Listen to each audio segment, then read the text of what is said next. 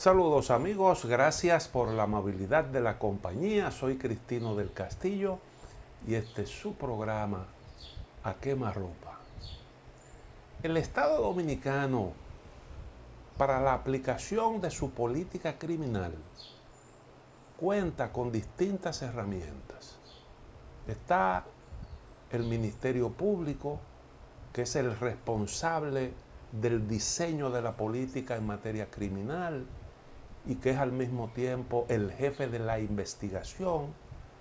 Está la Policía Nacional, responsable del mantenimiento del orden, pero quien actúa al mismo tiempo como un auxiliar de la justicia. Están nuestros tribunales, nuestros jueces, que son los responsables de la aplicación de la ley. Están las cárceles, que son los lugares en donde se supone que van a parar aquellos que entraron en conflicto con la ley y que fueron objeto de una sanción por parte de una autoridad competente que lo juzgó y que al mismo tiempo tiene como misión, una vez cumplido el plazo que se dispone en la sentencia de aislamiento del individuo, del procesado, debe devolverlo a la sociedad como persona ya reformada. Y está también como herramienta importante el cuerpo de disposiciones jurídicas vigentes. Entre esas disposiciones juegan un rol importantísimo de primer orden las leyes procesales y nuestro Código Penal. Hemos hecho esfuerzos, avances importantes, reformas de una parte de la legislación. Por ejemplo, aprobamos un nuevo Código Procesal Penal, aprobamos una nueva Constitución y un montón de leyes que también son importantes. Hicimos una reforma de la justicia que abarca Ministerio Público, creamos las altas cortes, avanzamos en la creación de la carrera judicial. En fin, hemos hecho reformas en cada uno de esos aspectos que son importantes en la lucha contra la delincuencia, en la lucha para garantizar la convivencia en sociedad. Pero hemos fallado en producir oportunamente una reforma de esos instrumentos, de uno de esos instrumentos importantes. Bueno, olvidé mencionar que también avanzamos en materia carcelaria, porque ahí también se hicieron reformas. Pero en lo que tiene que ver con la legislación penal, lamentablemente nos hemos quedado rezagados. Tenemos un código que fue aprobado primero con la intervención haitiana. Fue por primera vez puesto en vigor cuando llegó Boyer a la parte este de la isla y puso en vigor el Código Penal francés. Luego se hizo una traducción, 1884, y desde entonces está en vigor en el territorio nacional con modificaciones. Creo que todo el mundo está contento en la necesidad de producir cambios, de adaptar nuestra legislación penal a las exigencias de los nuevos tiempos para facilitar la labor de lucha contra la delincuencia.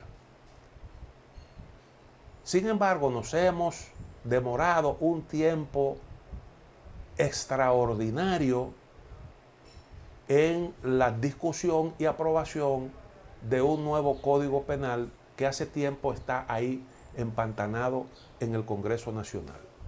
Para nadie es un secreto que las dificultades que ha confrontado nuestro país para concebir, para aprobar un nuevo Código Penal, están relacionadas con las diferencias que hay a nivel de importantes sectores de la vida nacional con respecto al tema de la interrupción del embarazo y de lo que se ha denominado las tres causales.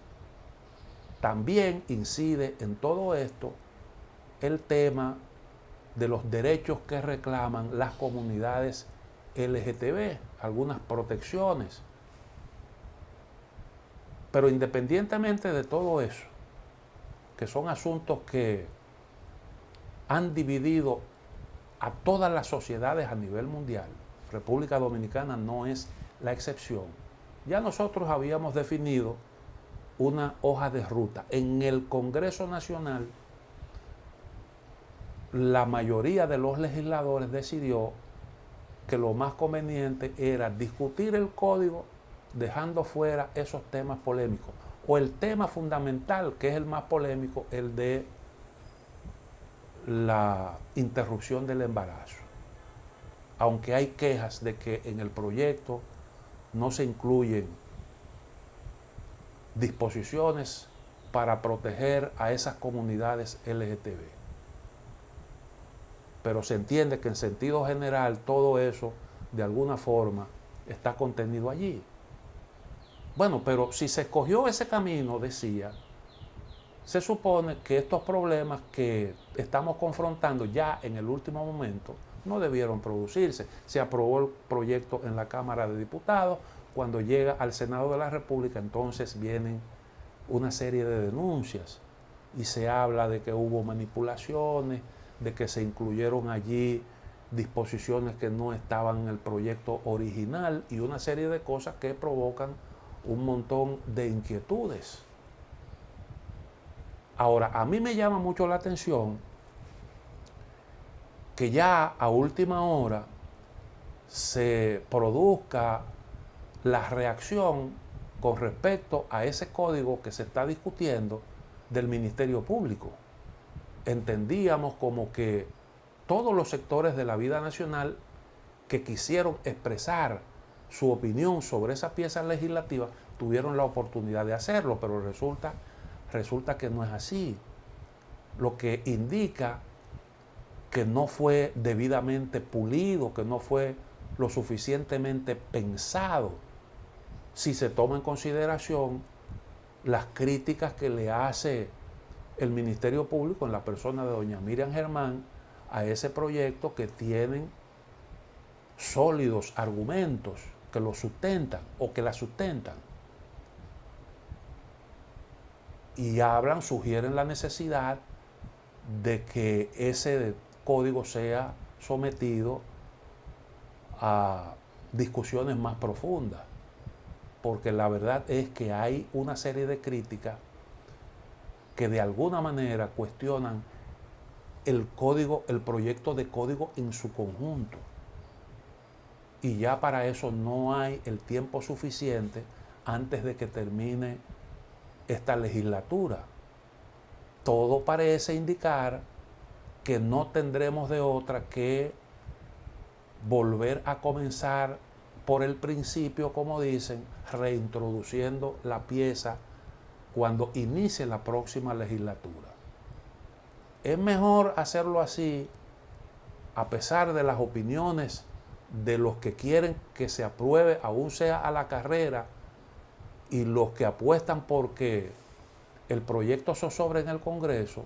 Es mejor, independientemente de esos escarceos, hacerlo así para poder sacar adelante un proyecto lo suficientemente acabado, porque no estamos hablando de cualquier cosa, estamos hablando del Código Penal, y el Código Penal, como dijimos al principio del comentario, es una herramienta importante, un componente esencial de la lucha por la puesta en ejecución de la política criminal del Estado. Una de las herramientas de las que nos valemos para impulsar este tipo de política, y eso no se puede realmente improvisar.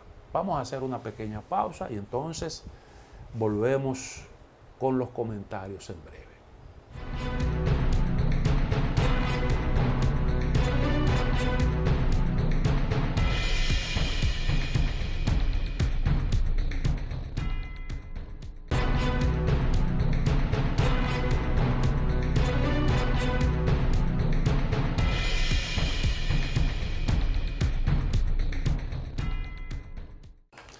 Esa situación dramática por la que está pasando el pueblo haitiano actualmente ha puesto al descubierto las grandes debilidades de ese país.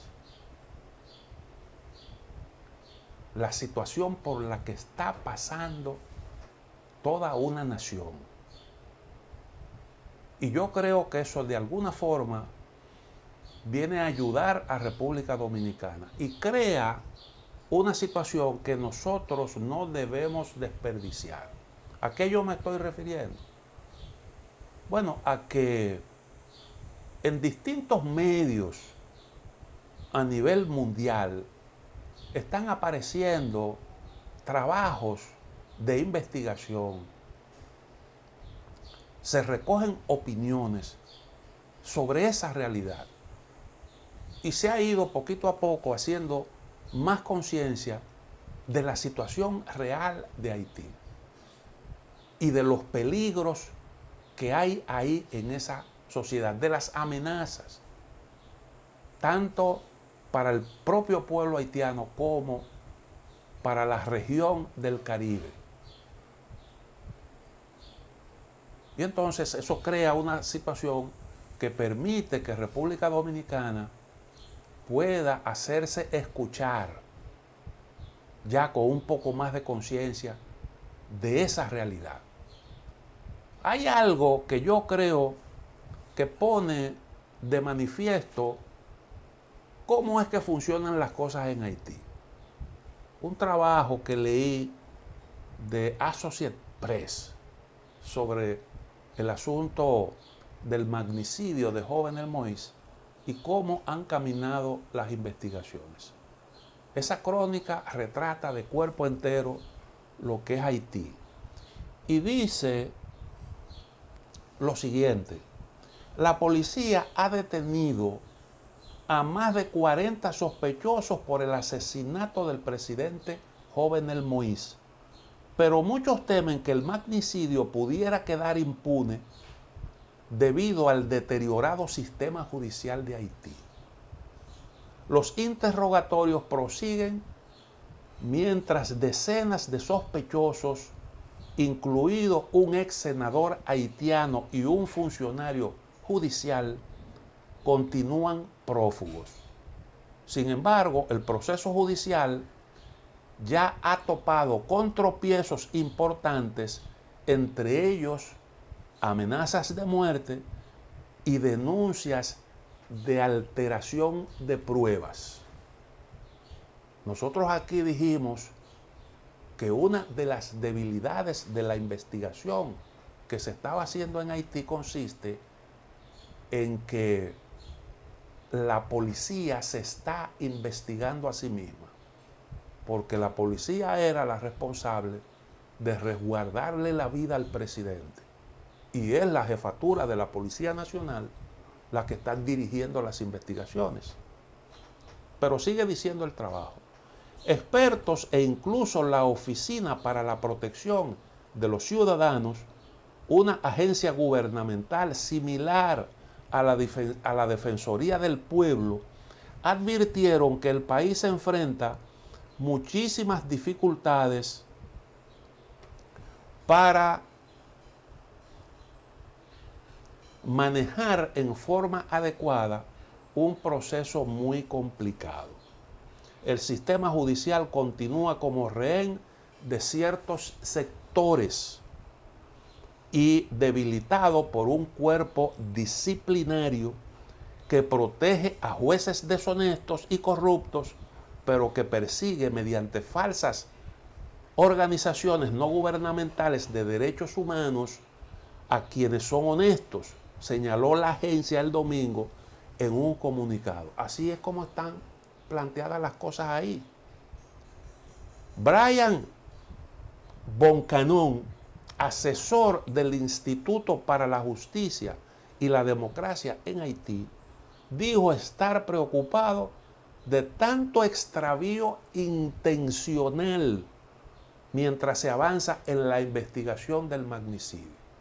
Quiere decir que los investigadores están haciendo un trabajo sesgado y están haciendo cosas que no tienen, y yo creo que eso es algo que salta a la vista, ningún tipo de justificación. Hay un montón de gente presa por un magnicidio, un montón de gente presa, y uno pues evidentemente tiene que llegar a la conclusión de que la justicia lo que está es dando tumbo, o sencillamente se quiere complicar la cosa para que no se pueda establecer la verdad, porque tanta gente no participa en el asesinato de un presidente.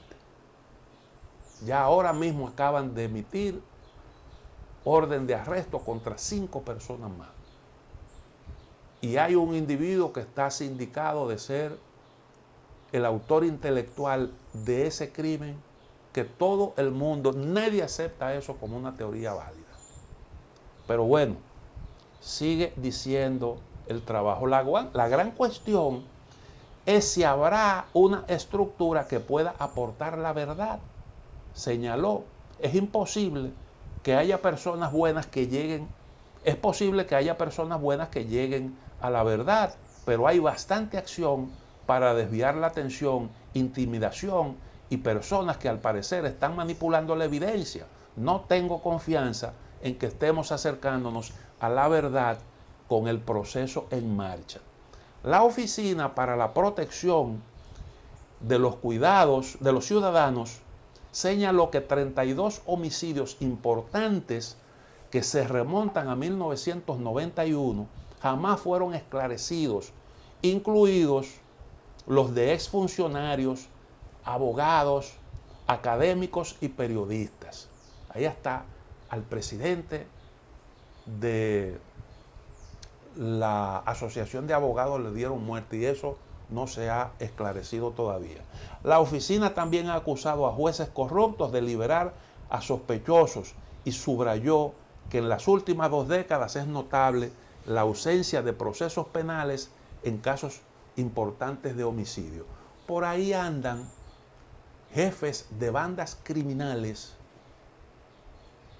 que ni siquiera se esconden, que son señaladas como autores de crímenes horrendos, de muchos crímenes, secuestros, extorsiones, asesinatos, y no hay realmente la más mínima intención de dar con el paradero de esas personas para su enjuiciamiento.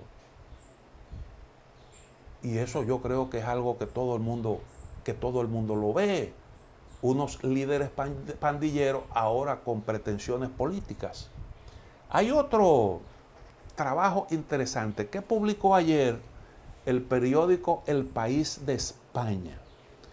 Recoge unas declaraciones de un académico haitiano de nombre Joseph Harold Pierre, que dice cosas que a mí me parece realmente interesantes. El trabajo es de la autoría de Lorena Arroyo y dice lo siguiente: ha pasado casi un mes desde la muerte del expresidente haitiano Jovenel Moïse, quien fue torturado y asesinado en la habitación de su propia casa en Puerto Príncipe por parte de un grupo de mercenarios colombianos. Y la pregunta de quién ordenó y financió el crimen sigue sin respuesta. Pese a que hay una treintena de detenidos de varias nacionalidades, los verdaderos motivos del magnicidio siguen siendo un misterio en torno al que se multiplican las teorías de la conspiración.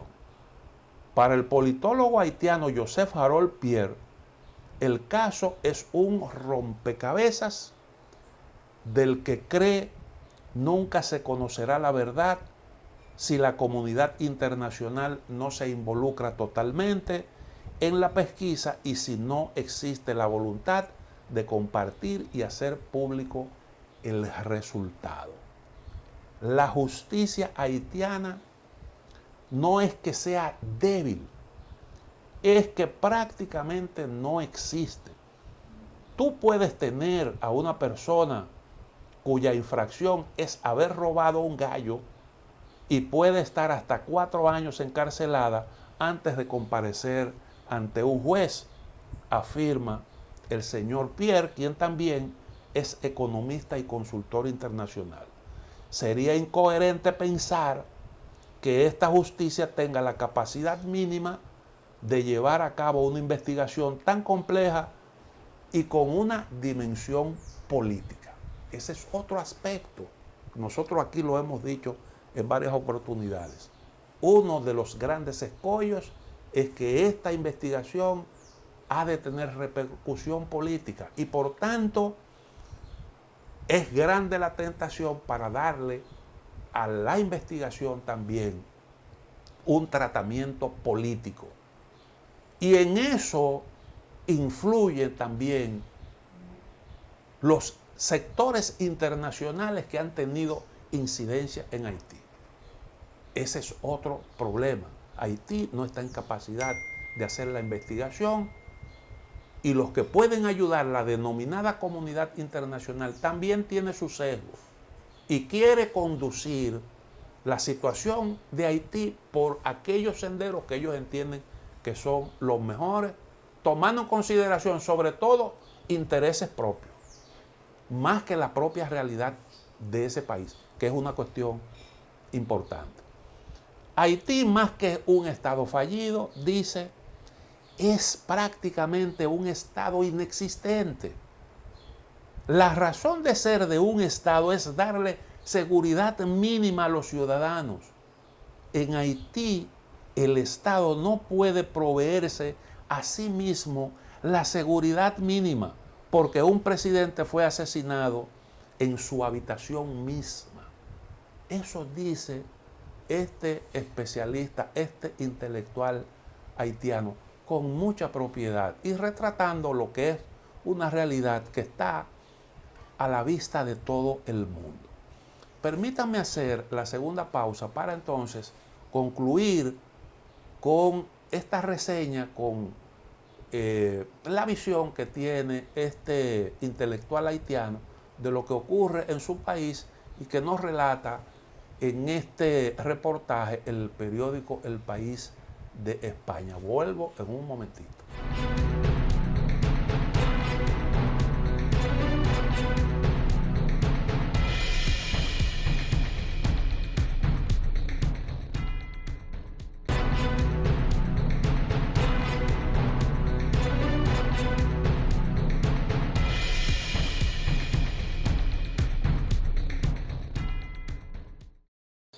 Dice el señor Joseph Harold Pierre, cuyas declaraciones, repito, recoge un trabajo publicado en el día de ayer por el periódico El País de España, que los comicios presidenciales, legislativos y municipales en Haití están previstos para el 26 de septiembre.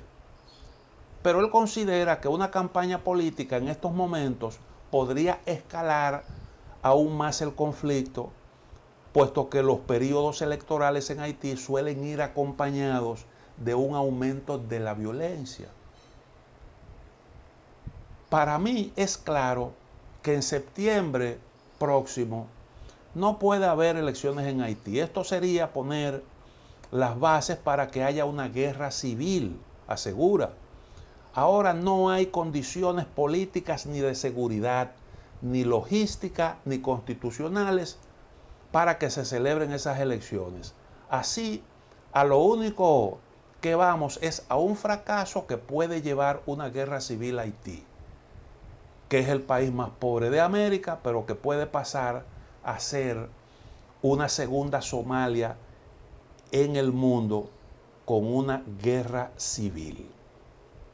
Él propone una lo que llama una solución sociopolítica, que implicaría reunir actores diversos, partidos políticos, sector privado, sociedad civil, universidades, iglesias y miembros de la diáspora y la prensa en una mesa de concertación para buscar un acuerdo mínimo. Para llegar a él, apunta, se necesitan 4 condiciones básicas que en este momento no están garantizadas. Un consenso en los puntos fundamentales entre gobierno y oposición, unas condiciones mínimas de seguridad, una condición legal constitucional, que la administración electoral sea juramentada ante la Corte Suprema y proporcionar la logística adecuada para la celebración de los comicios.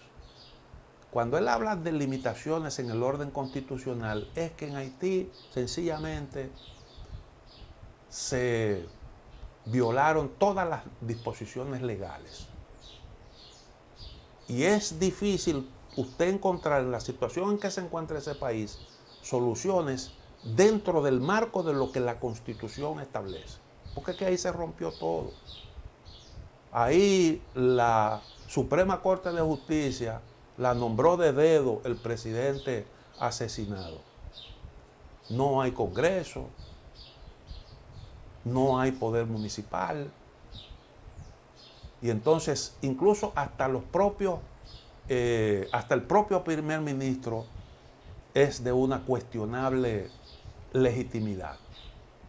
Pero bueno, sigue diciendo el especialista haitiano, según su teoría, según la teoría del señor Pierre, este proceso debería tener un acompañamiento de la comunidad internacional, un punto crítico en un país donde parte de la población achaca buena parte de sus males a la presencia extranjera en el pasado. Este es un punto que mucha gente no pondera.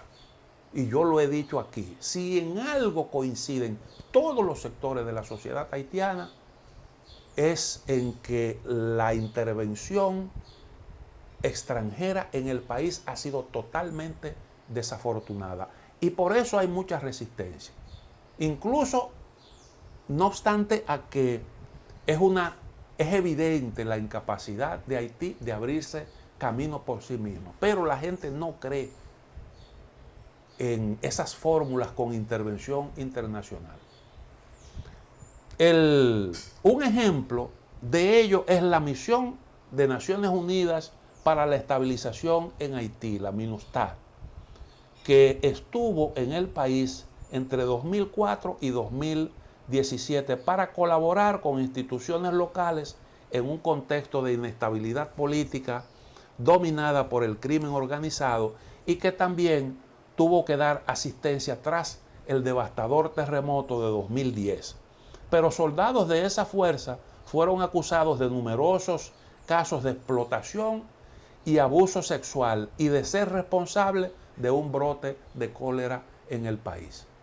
O sea, que tuvieron un comportamiento realmente cuestionable. Y la Organización de Naciones Unidas, aunque prometió de alguna forma compensar a Haití por algunos daños causados, terminó desentendiéndose de eso.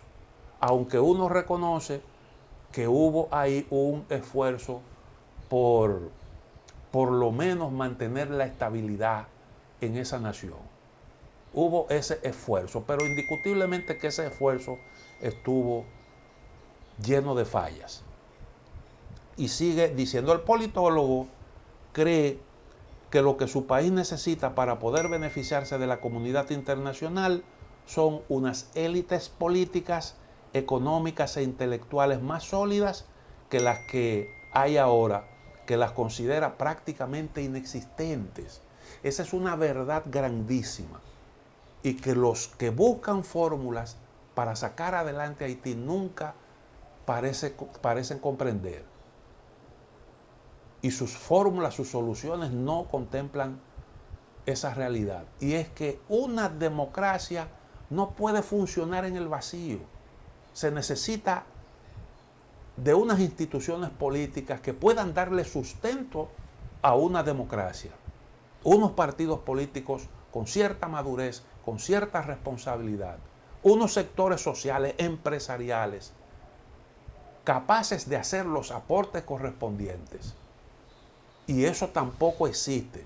Los partidos políticos son especies de asociaciones de malhechores. Y los empresarios son entidades que funcionan como entes depredadores. Esa es la realidad que está viviendo ese país. Y en una sociedad así como esa, pues es muy difícil que se pueda garantizar estabilidad política con cierta apertura democrática. Además de que es un país en donde hay unos niveles altísimos de pobreza que de por sí son el mayor incentivo a la inestabilidad. Todo esto de lo que habla es de la necesidad de que afinquemos los pies sobre la tierra y podamos buscarle solución a problemas que no son fáciles, indiscutiblemente, pero que hay que abordarlos con la intención de atacarlos en su raíz.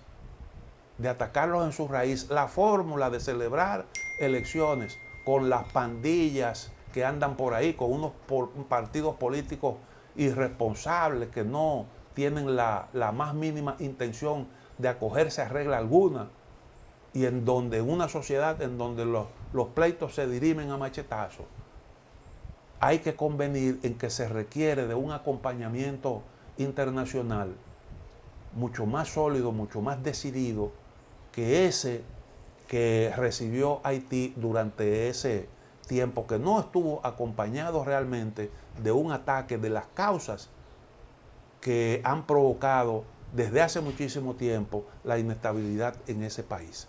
Vamos a la otra pausa para continuar entonces con otros temas importantes.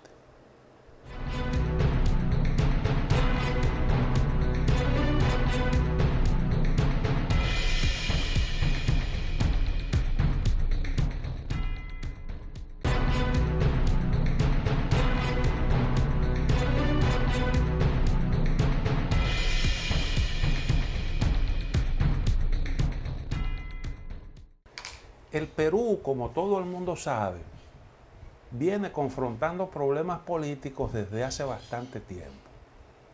Alberto Fujimori fue escogido en el año 1990. Desde ese entonces han pasado ya más de 30 años. El Perú vive dificultades. Sabemos cómo terminó Fujimori.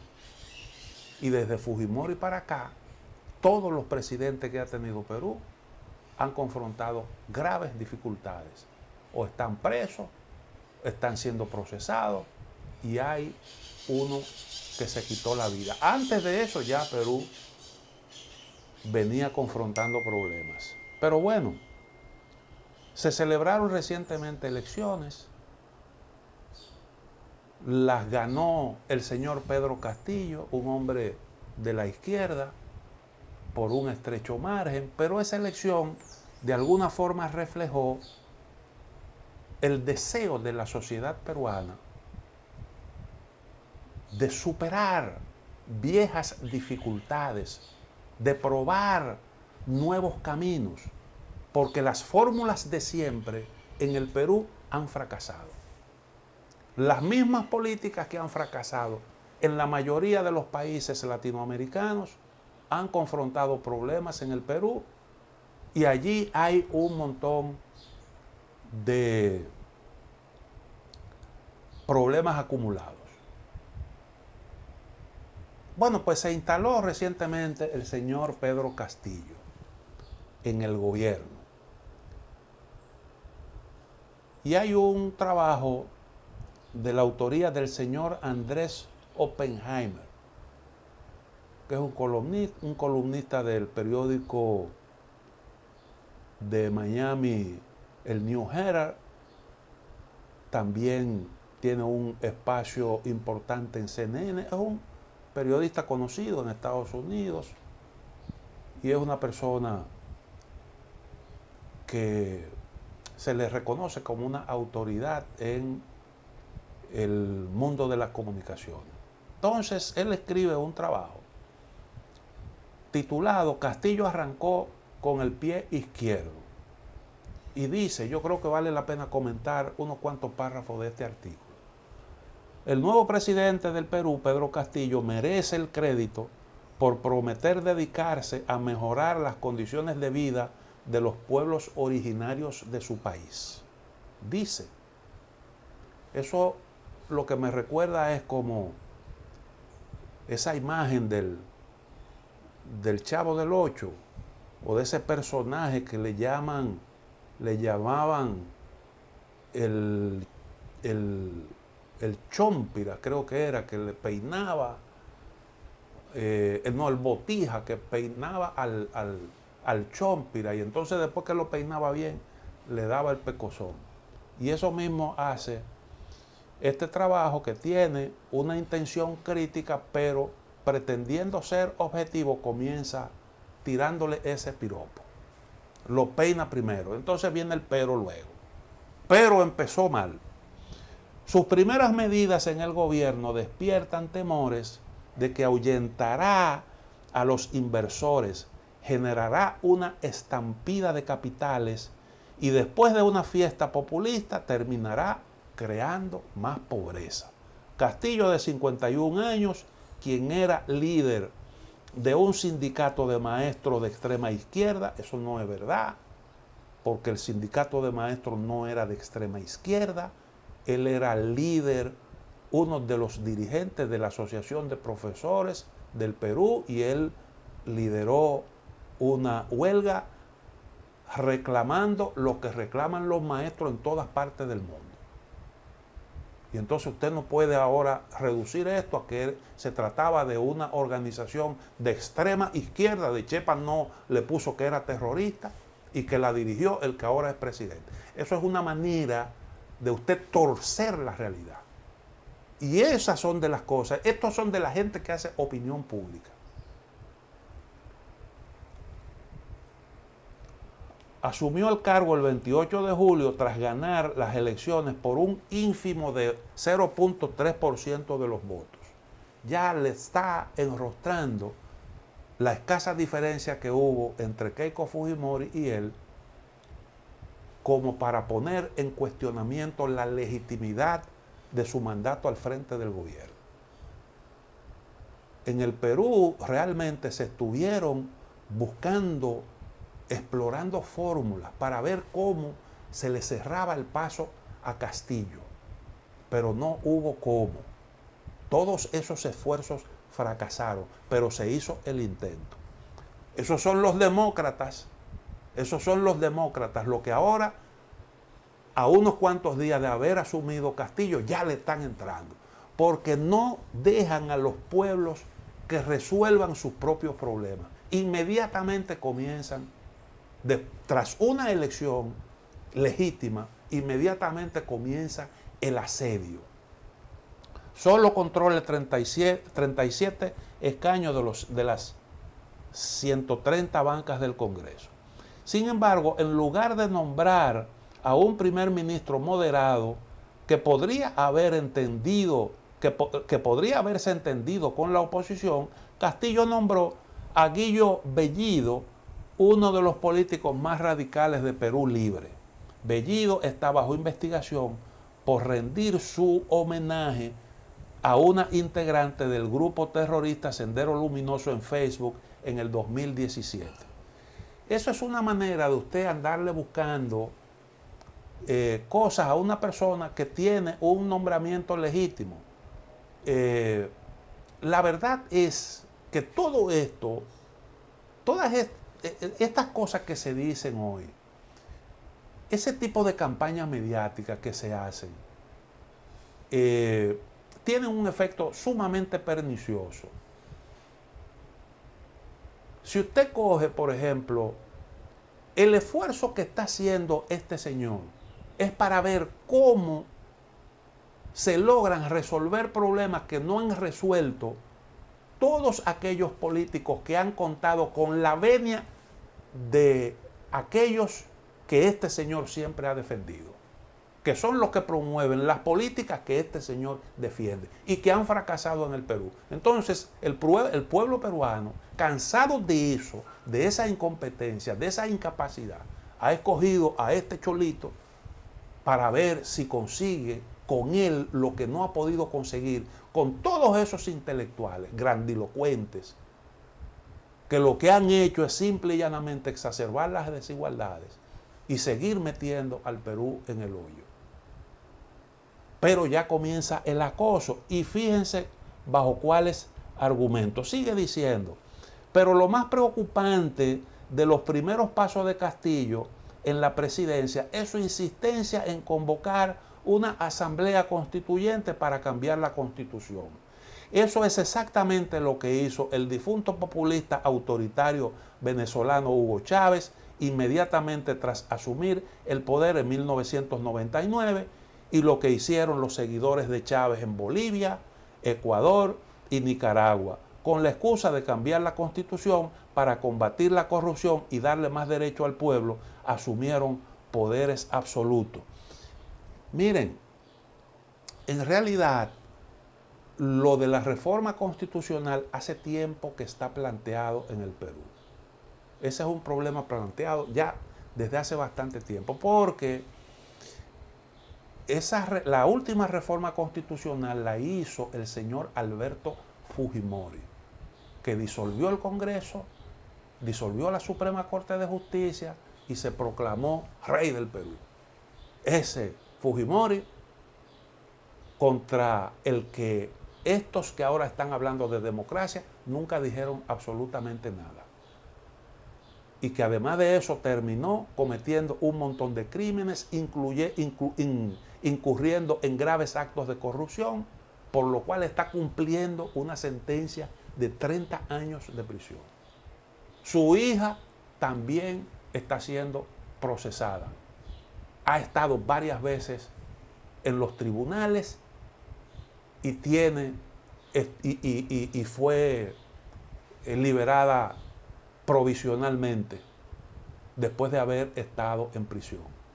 Su hermano también tiene problemas, ha confrontado problemas con la justicia por delitos similares.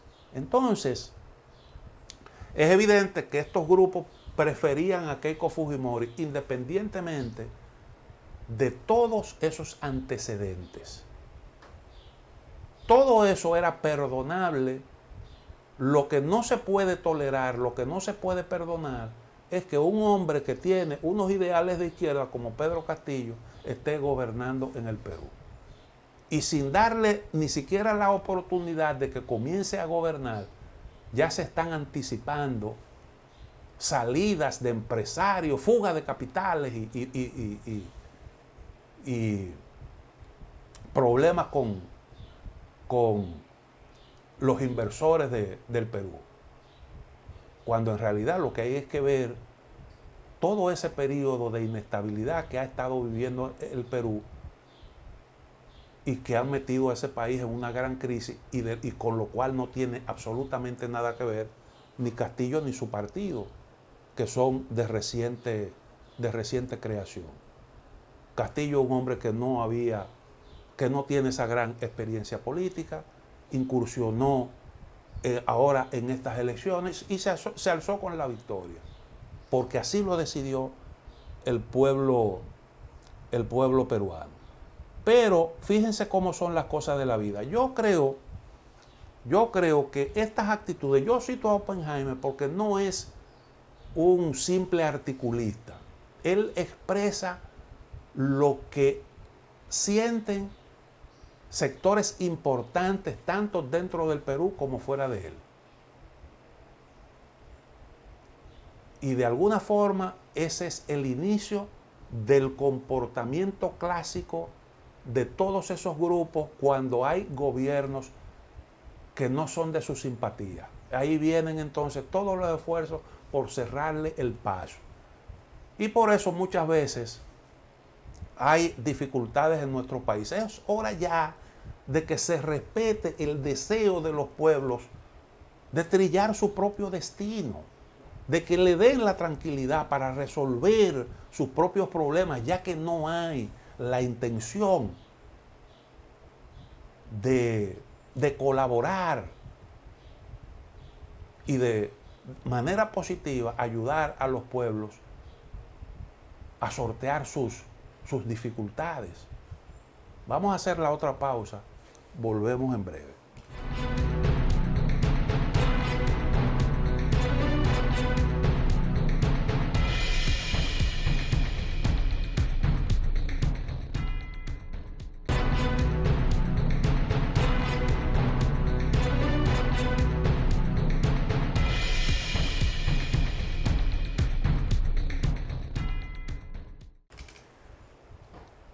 Ahora les quiero presentar la otra cara de la moneda.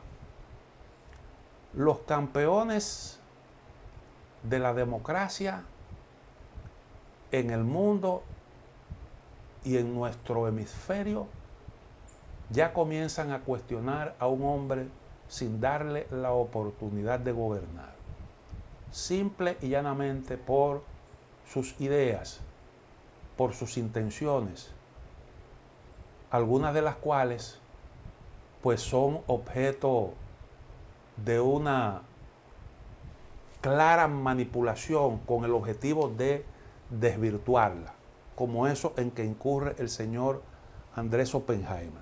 Esos campeones de la democracia y de la defensa de los derechos humanos no dicen absolutamente nada cuando se trata de ciertas realidades. Yo quiero ponerle entonces el siguiente ejemplo. Tengo aquí un informe presentado recientemente por Amnistía Internacional sobre el asunto de la libertad de expresión en Arabia Saudita.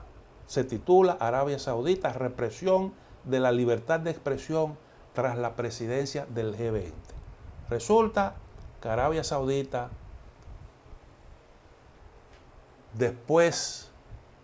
luego de que fue escogida como para presidir el grupo G20, hizo una campaña mediática y detuvo un comportamiento que siempre ha observado, y es la represión a que son sometidos los opositores en ese país.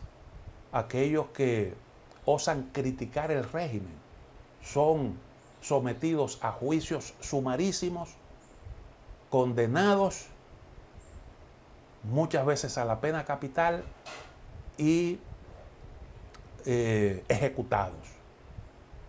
En lo que va de año ya se han producido 40 sentencias de muerte. 40 sentencias de muerte.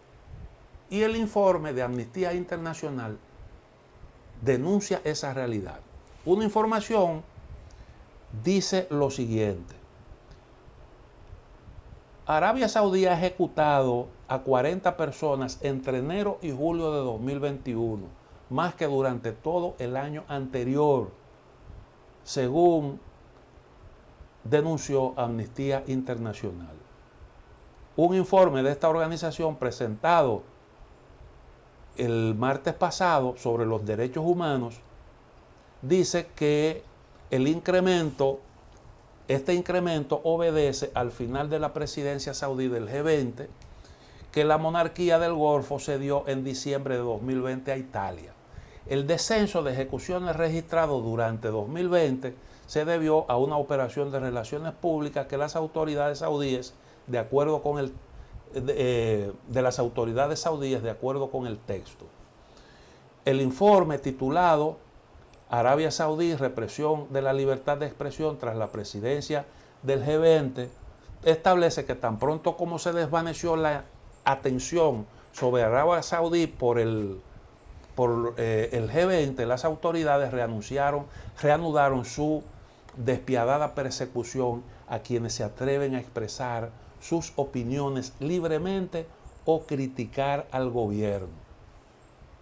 Entonces, esas son cosas que Arabia Saudita incluso lleva a cabo fuera de su frontera, como ocurrió con el periodista que trabajó durante un tiempo para el Washington Post, el señor Khashoggi, que salió de Arabia Saudita, era un hombre muy vinculado a la familia real, tuvo contradicciones, se estableció en Estados Unidos, fue a visitar, a resolver unos problemas a un consulado en Turquía y allí lo secuestraron y lo picotearon. Jamás se ha podido encontrar sus restos.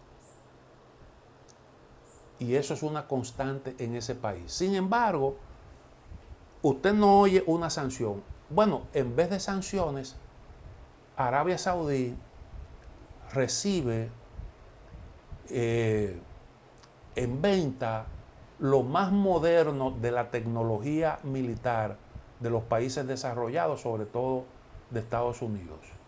Tiene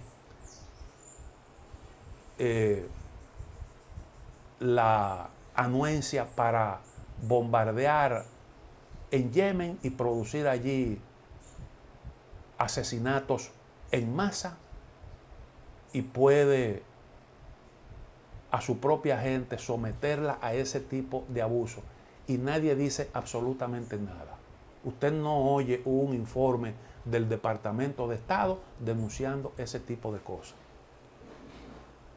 Y entonces por eso es que yo digo que una cosa es cuando me conviene y otra cosa es cuando no me conviene. Si se trata de Cuba, inmediatamente hay un montón de informes, hay un montón de sanciones y eso se mantiene por años.